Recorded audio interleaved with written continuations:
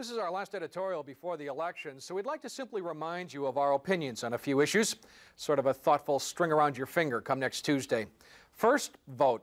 Elections are our surest link to government. Well, some things don't change. 20 years ago today, Neil Heinen started his editorials here on Channel 3. And I think last night's editorial urged people to vote as well. Still going strong. Neil Heinen joins us today. Congratulations, Neil. Oh, thank you. And 20 years. do change. Yes, a little hair has changed over the years.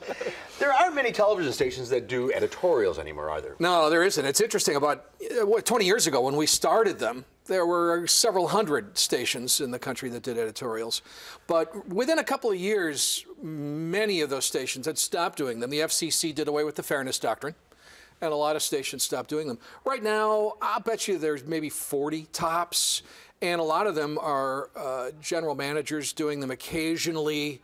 The full-time editorial director, like myself, like my colleague Chuck Stokes at WXYZ in Detroit, we're a dying breed.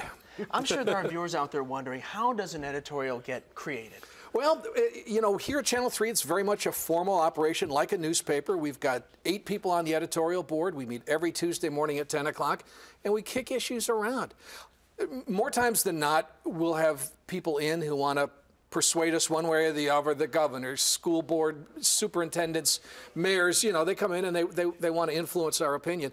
And we sit around, we kick the ideas around, we try to come to a consensus, and I write them. And unlike newspapers, though, you don't endorse candidates. Yeah, we don't. And originally we couldn't. The FCC, the fairness doctrine, made it impossible for us to do it.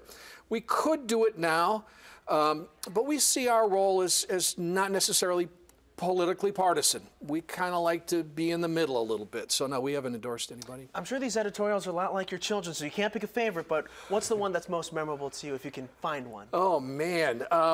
You know, I think the one that got the most reaction probably was either an opposition to a school borrowing referendum, which we did, which the community was really surprised that we would do that. We do referendums as opposed to candidates, or the perhaps just showing the people throwing baseballs at County Stadium on opening day.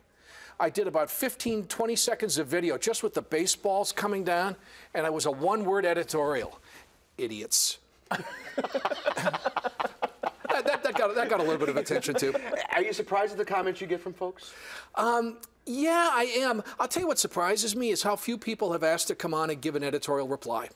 I thought being in Madison 20 years ago that we would have to line them up. There'd be so many people that would want to come on. And I think there's just something about television that is intimidating, and people just don't think that they would be interested in coming on and giving a reply. On the street, and you guys experience this, but this being Madison, 9 times out of 10, somebody comes up to you, they tell you they like what you do. Yep. You know, they're not critical, they're not ripping you. Email has changed the game a little bit, yeah. and it's gotten nastier.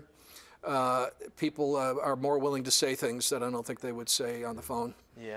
Well, here's to 20 more years. Yeah, thank you. We'll see where the hair's at that point.